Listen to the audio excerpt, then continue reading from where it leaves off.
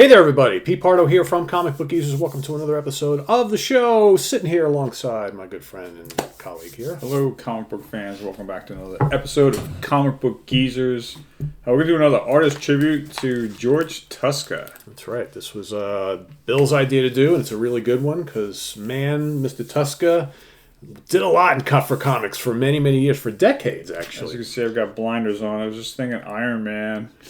Yeah, but in actuality, he certainly got around. I mean, he was doing stuff, did a lot for DC. He did stuff for Action Comics and some of the Ghost stuff. He did romance novels, just like Jack Kirby. Yes. Back in the day, started in the late 40s, early 50s. He was doing comics before there was Marvel Comics. Yes. Yeah, he's doing stuff for Timely and doing stuff for Fawcett Comics. He worked on some of the early Captain Marvel Jr. stuff. He did some work for Lev Gleason Publications. He worked for DC Green Lantern and House of Mystery and The Witching Hour and Teen Titans. But I think, he really made his mark for Marvel Comics. That's kind of like where, most people remember him from. So we pulled out a whole bunch of books to celebrate the work of Mr. Tuska. We'll open some up and show some of the art. But here's predates Iron Man, Tales of Suspense. Yeah. He's doing the Captain America story in this one, the second story. Yep, Kirby cover there, but Tuska on the inside. And this really blew our mind because neither one of us remembered that he actually did the artwork inside this one. I totally did not remember the very first Hulk. Yeah. Or Hulk. Second time around Hulk, yeah. Yeah. After he splits up with Prince Namor. Maurice Severin cover. Yep, exactly. But George Tuska art on the inside. So, he is remembered mainly, in my mind, for Iron Man, all the work that he did with Iron Man. And if you watched our favorite artist of Iron Man, that's where my drawings got started. Tuska is one. I picked Tuska and Bob Layton as like my two favorite Iron Man artists. But Tuska goes back to the beginning. Obviously, Gene Colan did the first one, but wasn't around for too much longer. This is a George Tuska cover, inside and out. And yeah, that's kind of the Iron Man we all remember, right? Growing up, it was Tuska. Yeah. He had a flair. Yep. This is an iconic cover. Mm-hmm. Iron Man battling the Hulk. And they reprint this in issue 76, one of them Deadline Follies. This cover is reprinted. They reran this issue for issue 76. Great detail with the Mandarin. And he sticks around for up until issue 24, doing covers and inside. Which was kind of rare back then. You didn't have a lot of the artists who were working on the inside also do the cover. I know Kirby did that a bit and John Buscema did that a bit, but Tuska also did quite the same thing on the Luke Cage comic, which we'll talk about. Yeah, this is also back in 1968, where I guess they needed all hands on deck. Oh yeah. Whereas in the 70s, you never really saw that at all. No, you would always see someone different doing the cover than you got on the inside. Always. I love his controller. Oh yeah, that's one of the best right there. And then the next one, with the use of red, they were right. Yep. They were good with doing covers like this. They did some with blue, right? Avengers, Tales to Astonish. They used. But red, it just really stands out, right? They did Interesting. I wonder why they decided to do that. It does work, but I wonder why. Well, they did it for the first issue, right, of the Vision, right, with the Avengers in red. Yep. Of course, Tuska did the cover for my favorite comic of all time, given to me by my Uncle Johnny when I was a kid, when I was 3 years old. This is the comic that got me into comics. He gave me a coverless Iron Man 18, action-packed story. If you guys have been a fan of the show, you'll know this is where it all got started for me. So Tuska's kind of responsible. I love this cover. Just the giant. I was going to say you just love it because it's got the giant skeleton monster. Yes. I was going to say Grim Reaper, but he doesn't have a sickle. But everything else is, And you got the Crimson. Oh, wow, look at it. That's quite the rogues gallery there. So you got the Crimson Dynamo, you got the Unicorn, you got... God, who else are the rest of those dudes? I forget some of the names. Mandarin? Is that the man or not? That's not the man. Isn't that the Melter? The Melter, yes. Okay, and then Unicorn. And then the Crimson. This is right. Crimson Dynamo. I forget his name, and then they got the Black Knight over there, and then whoever this dude is over there. Yeah, this strong man. This might be the Titanium guy. Titanium Man, but he's not green. Yeah, that's weird. That could be the Titanium Man, but he's not green. Yeah. I say again. Anyway, moving right along. Speaking of the two, there you got both of them there. Issue 22.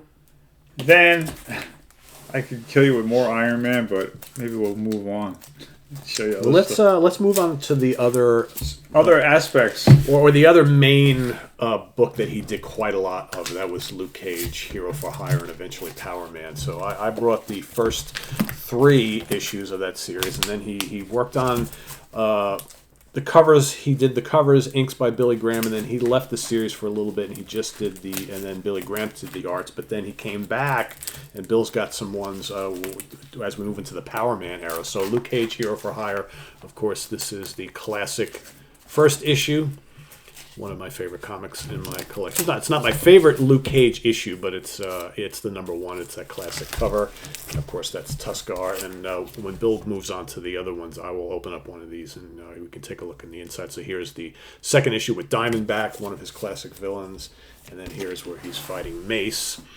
And then Bill will show you some other. And that's another great cover right there. Yeah, this is great. Is this Tuska cover? I'm not sure. I know he does the inside. Yeah, I don't remember, to be honest. But this is a great cover. Yeah. Inside art by George Tuska. There you go. Yeah, that's classic right there in a Cottonmouth. I like this one. I forgot about Mr. Fish. Yes. Yeah, he worked. George worked out, did a whole bunch with Luke Cage, and so here you can see. So again, it's Tuska and Graham on the inks, but if you're familiar with if you never really read the Luke Cage stuff and you're familiar with the Iron Man stuff, I mean, it's just unmistakable Tuska art. Look at that. And for me, he was always the best artist for Luke Cage. I really love the artwork he did with this. He had a way of capturing. Again, this back then we didn't really see a lot of black superheroes. And I think Tuska really figured out very quickly how to do it and make it effective. And he's just very believable. And it looks of the time, and great battle scenes. I mean, that's the one thing, too. Look at all this excellent stuff right there. That's what hooked me on Iron Man 18 was the battle scenes. Yeah, right. When I was a kid. Exactly. It was all action-packed. He did this supervillain team-up, number 1. Yep. Did the cover. Inside art, I believe. So he got around.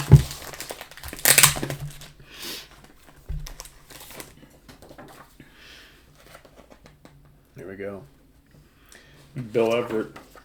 To the inks, yeah. So he does a good Submariner. He does, as we'll find out. And Dr. Doom. Yep.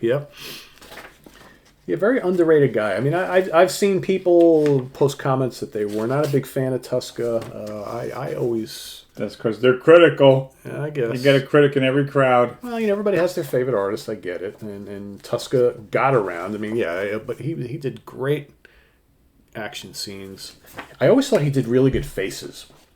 Like if you look throughout a lot of these books I'm showing, he did really good way of designing and putting forth emotion on the faces. And then, not only in the battle scenes, but even in just the dialogue heavy. Oh, there you got the Hammer Shark, right?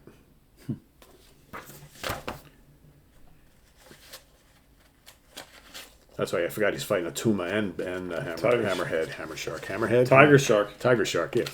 Hammerhead Shark, Hammer Shark, Hammerhead Shark. Yeah, I forgot that both of them were in this one. Tiger Shark. But he got around. He did get around. So speaking of Submariner, why don't we show a couple of those? So he also worked on Submariner number 41. That I don't have. And issue number 42. This is a Gil Kane cover. That one I do have. But I'll open this one. Bill's going to pull out a couple later ones that he worked on, and I'll pull this up to show you a little bit of the art on the inside. Of course, he did Spider-Man. Yeah, that is a Johnny Romita cover, but he's on the inside. But Spider-Man's not very long in this book. No, yeah, it's kind of like a tease. Bait and switch. Right? Yeah, it's kind of a tease. He's in there for.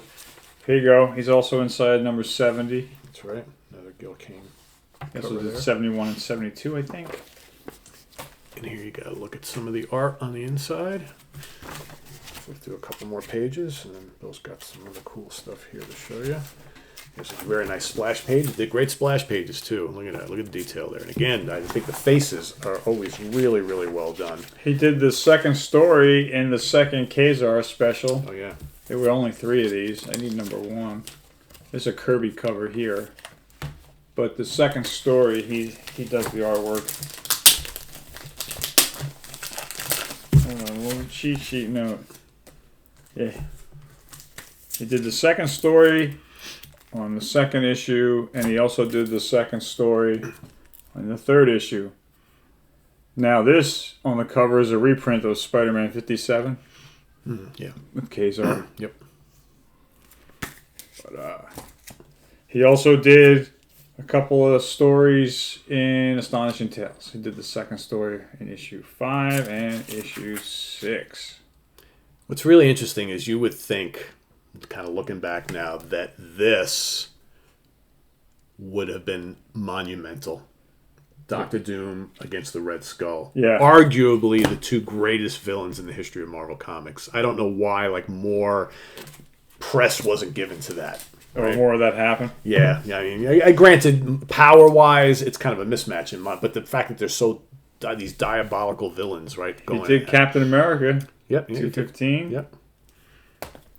He did Daredevil. Yeah, he took over for Gene Colan in that one.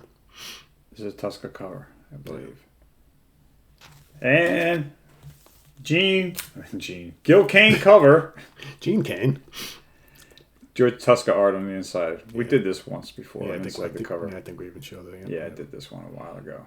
This is my favorite Headless Horseman comic, Oh. and it's the only one out there. So by default, it's your favorite. Well, I mean, you can find others. Keep looking. Yeah, other publishers have done it. But this just says it all. Man. What a great cover too by Gil Kane, right? Yeah. That should be a tattoo. You know. Yeah. He also did the last 2 issues of Worlds Unknown, Voyage of Sinbad. Interesting how they turned to him to do movie adaptations, right? As we're going to talk about in just. And we've done this series. Yeah. Before. Those are really good artwork in those. Check the playlist. Check the playlist. So speaking of movie adaptations, so here he also worked on the first 6 issues of the Adventures on the Planet of the Apes series. He did the inside art. Did the inside art, yes indeed. So some of these covers are done like a Rich Buckler cover, but he did all the inside art. And then I'll open one of these up after we get through those, and Bill moves on to the next one here. But here you can see the first six issues. Oh. All right, number 5 and number 6, and like I said, I'll open one of these up for you guys to take a look at. He also did issue 54 of Captain Marvel, the inside art. Yep. He also did the inside art for the Defenders, number 57.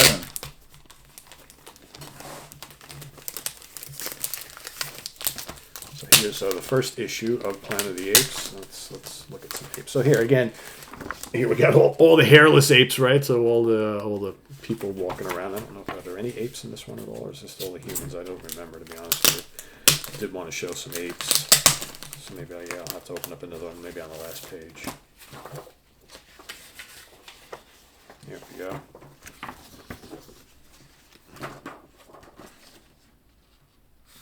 Nice little splash page for the ending of issue 8. Oh, the Voyage of Sinbad. Yeah, that's good. I thought he did a great job on that. I'm a huge fan of the Sinbad movies anyway, so. But that demon and fire is cool.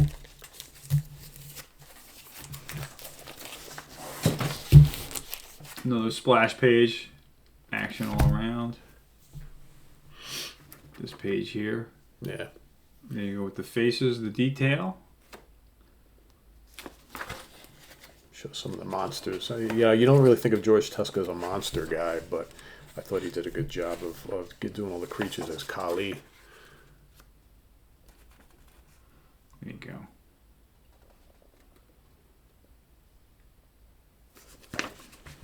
Who else?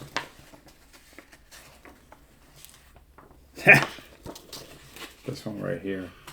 Oh, yeah. You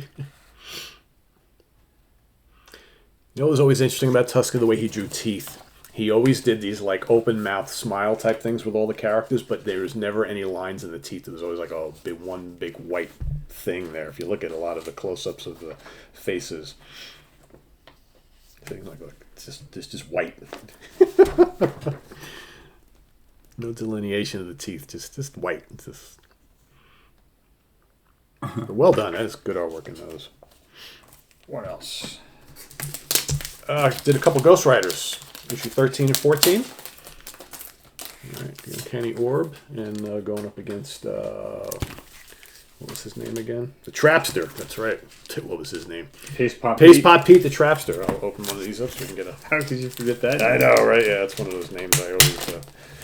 block it out of your mind. Yeah. Well, the funny thing is sometimes I remember Paste Pot Pete and I forget what his other name is. Sometimes I forget the Trapster. I'm like, the hell was his name again? So here he is working on... Paste Pot Pete is pretty lame though for a name. It's totally lame. It's probably one of the lamest names. He's got a glue gun. Look out! Yeah, woo! You should have him and Stiltman team up. Did we ever? And the funny thing is, did we not include him when we were talking about lame villains? I don't remember if else. Paste Pot Pete. I don't remember us including him. We should have if we didn't. I know you include the Stiltman. I know that. But yeah, we did him on Villain Spotlight. Yeah, maybe one day I'll get around to Paste Pot Pete. We probably should actually. So, I just was saying before how a lot of times George would not actually draw the teeth. He would just do it. So now I'm going to prove myself absolutely wrong because now they're showing way too much teeth. Look at that close-up of the Ghost Rider. That's a little too much right there. I mean, look at that. Ah! But I still think he was a nice addition to the series. I would have liked to have seen a little bit more in here. Instead of Frank Robbins? Do I even need to answer that yet? I had to bring it up because he does take over in Ghost Rider. I know it's not very good either. The Hulk needs a haircut in that opening page. All right, George Marvel. All right, you got George Tuska. Yep, Tuska, good one. Amazing how they were having Ms. Marvel guest star everywhere right around this time. They were, I guess, trying to boost her magazine. Trying to boost her magazine because I just did in. Because it wasn't selling. No, and this was what 1978. Right? Yeah, right. So at the same time, I've been doing the whole the Korvac saga for the Avengers, and she's in a whole bunch of those. Hulk is on the warpath, huh? It usually is. Yeah. Back up, Valkyrie.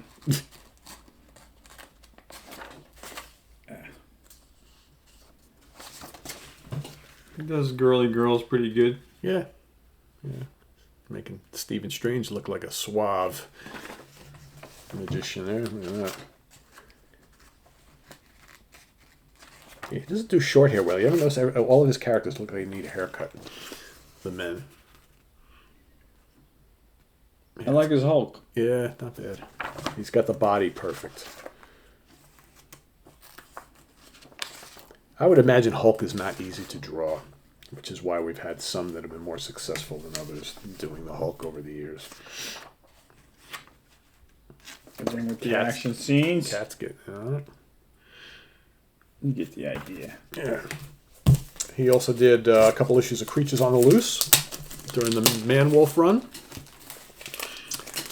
In addition to that, he also did 2 issues, or maybe this is the only one, of Marvel Chillers featuring Tigra. Now, this is a Kirby cover, but he did the inside there. He did a few, and I'll open that up in a second. He did a few issues of the Champions. Okay, that's issue number 4. Speaking of Champions, he also did the Marvel premiere featuring Hercules. Really good job in this one. I really like the way he draws Hercules. I like his work on the Champions as well.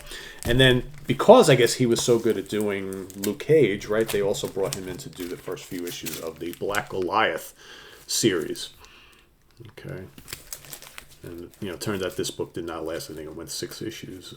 But they gave it a shot. Again, he's too similar to Giant Man, right? It's like, let's just do a black Giant Man. He stayed with Iron Man for about 9 years. Yeah, like 68 to 77. Almost 78. He got away from doing covers, but he was doing the inside art. And he would do like sporadic runs. To give you an idea. He's inside here. Again with the Mandarin. Firebrand. Now, I just brought these books out before. Gil Kane cover. Yep. But the Freak is one of his common foes. What's that guy's name? Who? Happy. Pappy Potts? Happy. I know it's not Pappy. No. Pepper. Happy Hogan. Happy Hogan. Pappy Pappy. Hogan. Pappy Hogan. Pappy Pogan. Pepper is his Pepper wife. Potts Pogan Pop Picky. So here you go. Poopy. Tuska Iron Man. Oh yeah, there you go. Classic. Who does the inks on that, Bill? I think it might be Mike Esposito. George Russo. Oh no, writer, artist, Mike Esposito. Yeah, correct. You were correct. It is. Yeah, Esposito adds that kind of like Kirby-ish flair in a couple spots. See, Kirby does these lines, right? So Esposito does a lot with Tuska and Iron Man. Yeah. Esposito's great too. Oh yeah. But again, flying through buildings, crash. Yeah. Classic Tuska. Look at the face. I mean, see, that's just well chiseled. It's Don Blake right there. Just really good faces, I think. Yep. He even did Iron Man in the early late '80s issues. The Blood Brothers. Again, the Controller. Yep. The Melter. Right? So he stuck around until issue 106. But these, again, great Iron Man artwork on the inside. Yeah. I love that one. This is a good one for you Iron Man fans. Jack of Hearts. Tuska's last issue working on Iron Man was issue 106. And that was it. Nothing after that. Wow. Yeah. Then Bob Layton comes in. End of an era, right? And John Romita Jr. doing covers. That's right. So Tuska was, for me, one of the ultimate Iron Man artists. And just to show you a little bit of his Tigra, the Werewoman. I always thought this was bizarre. Tigra and Red Wolf fighting up against the Super Skrull. It's just like, why? No contest. Right. I'm like, that doesn't make any sense at all. The Skrulls should be superior, right? Well, yeah, and the Skrull, these cosmic heroes should not be fighting like these kind of a Western character and like a kind of like a horror character. It's a good issue, don't get me wrong, but it doesn't really make much sense. And this is Tuska along with... You have to suspend all disbelief. That's the world of comics. South Japan. Yeah, that's true. And but cool nonetheless. And again, what was really, I think, interesting about doing this spotlight on George Tuska is because he worked on so much different stuff. I mean, we've just shown you a little bit. Yeah. We haven't even done there's a lot of war comics. You forgot this, you forgot that. Yeah. There's so many other things. So there's horror comics, war comics. I mean, he did like the gamut of everything. And he had like 20 years under his belt before he got in with a Marvel. Yeah. I mean, we didn't starting in the late 40s doing comics. Yeah. We didn't show any of the DC stuff, and there's obviously stuff from before we were collecting, so the really old stuff. So yeah, and now I'll find more Tuska as I go through my collection after we finish shooting this video. Yeah, exactly. There's tons of it. What else when did you say he passed away? This is 2008. So he lived a long life. I mean, he was probably in his 90s. He had to be. Yeah. So anyway, it's all about George Tuska today. So let us know what you thought of George Tuska and what some of your favorite issues and magazines and comics that he drew for and he was involved with. Yeah, so maybe I think the important thing to note here is it's not just all about Iron Man when it comes to George Tuska. I mean, obviously a long run too on the Luke Cage stuff and all these other things. He would pop in and do some issues here and there. So lots of good utility man. Yeah, he did Avengers too. I didn't even bring any Avengers stuff because I've shown so much Avengers of late. But he did Avengers for quite a bit as well. So so good stuff. So we thank you for being here with Comic Book Users. I'm Wild Bill, as always, saying thanks for being here. Thanks for your support. Please click the like button and subscribe if you haven't already. And if you want, take the time to go into our playlist. If you're new to the channel, welcome for being here. And we thank you so much for your support, and we'll see you next time on Comic Book Geezers. Very cool. So for Wild Bill, I'm Pete Pardo. Thanks, everybody, and we'll see you in a couple days. Take care. Bye-bye. Bye.